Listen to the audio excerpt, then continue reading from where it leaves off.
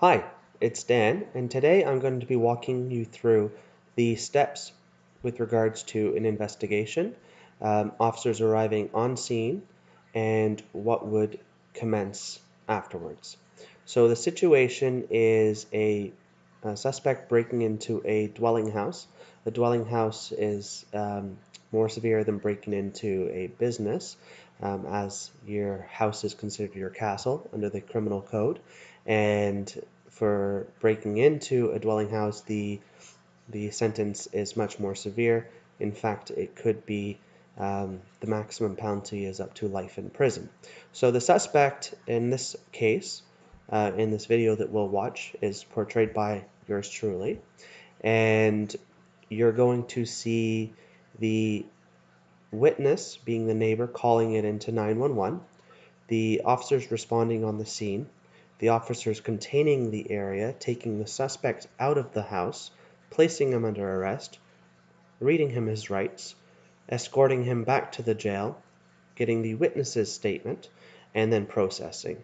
What I will do is I will play the video, I'll pause it, and we'll have discussions on the ins and outs of the scenario and how this should play out in a real life situation.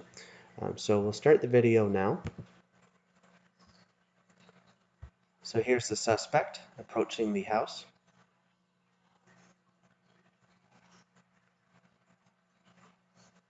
The witness is noticing the suspicious activity and calling 911.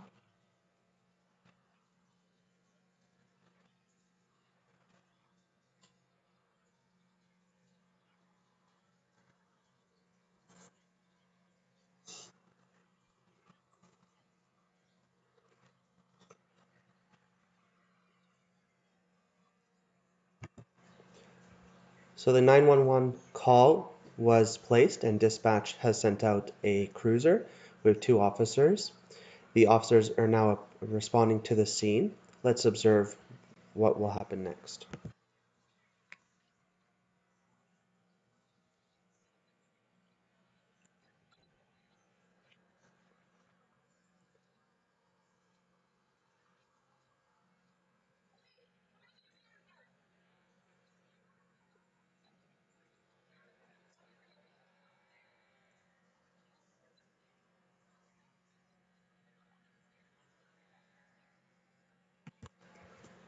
So we'll pause it there. So as you can tell, the officers approached the suspect with authority.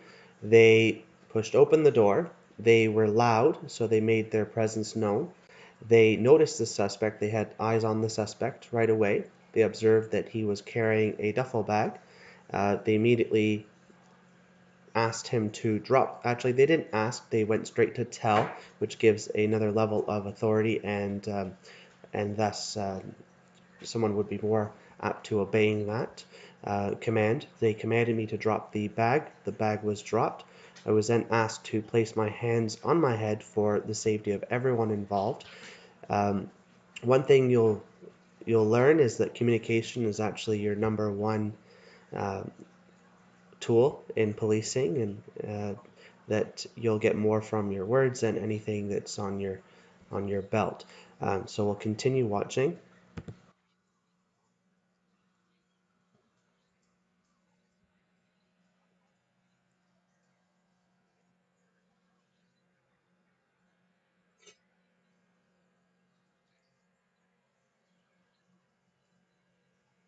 So they're using respect as well. Can go a long way, placing me under arrest.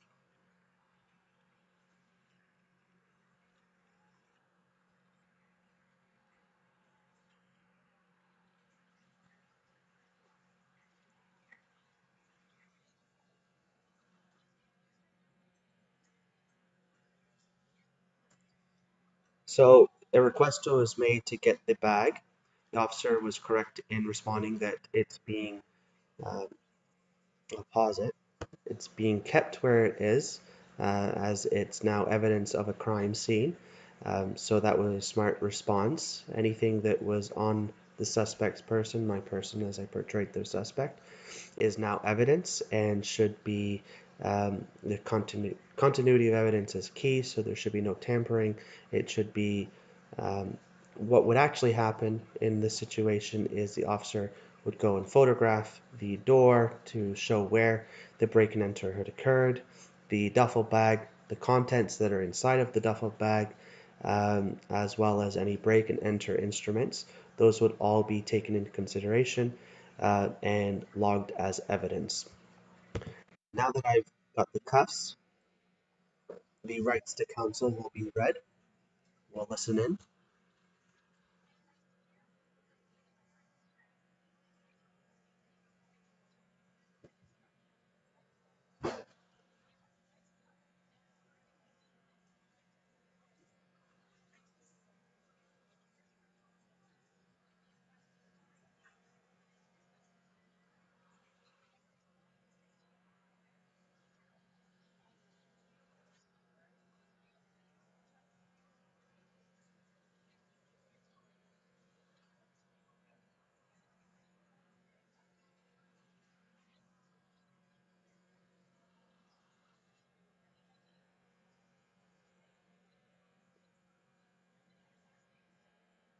Okay, officers trying to obtain identification of the suspect, not given at this time.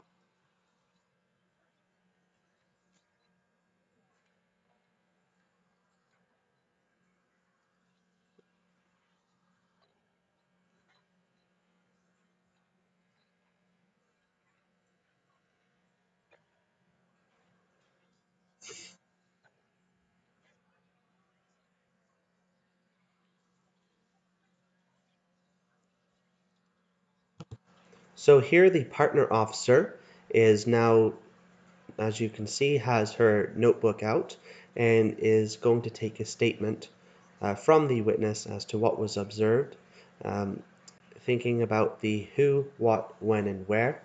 So who did you observe, when did you observe, what did you observe, and where did you observe that? One thing that the officer is doing is uh, as she's taking the statement, she's making clear that any statement that he does give is voluntary and it could be used in court, and not so much as it could be used in court, but it's likely it would be used in court. So it's important that that point is made. And after the notes are made in the officer's notebook, a request to have a written statement by the witness is given. So we'll just observe.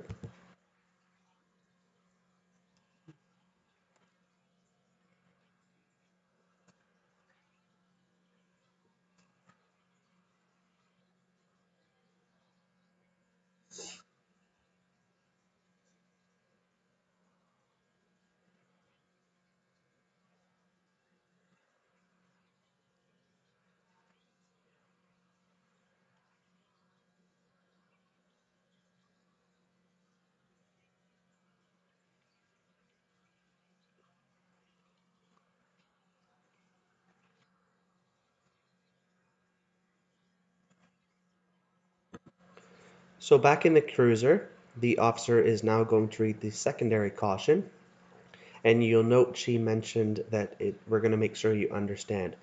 Very important to ensure that when you're reading it, although it's being read verbatim, it may not be comprehended by the suspect as it's being said. So you want to make sure that they do understand their rights to call a lawyer.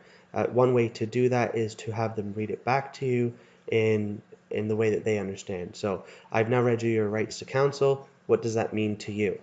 That's a great way to get clarification across. So we'll observe the officer here.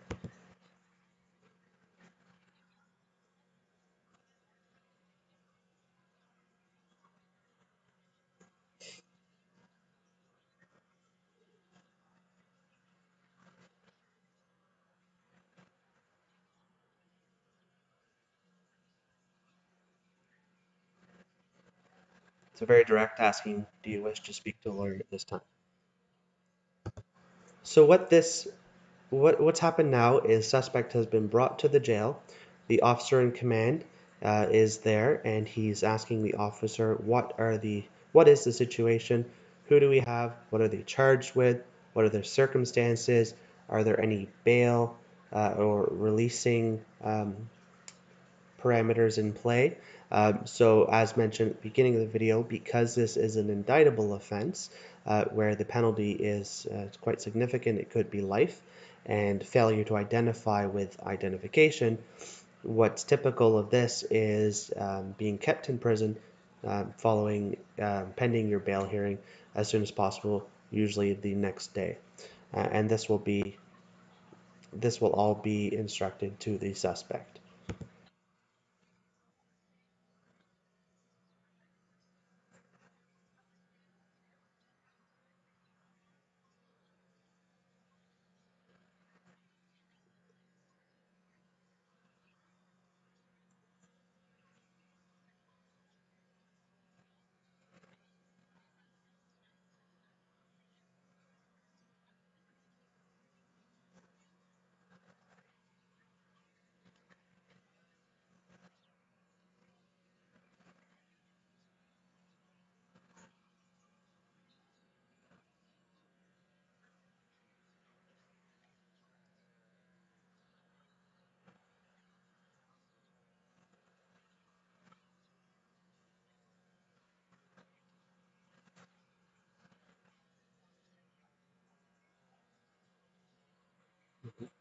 So again, just confirming that rights were read.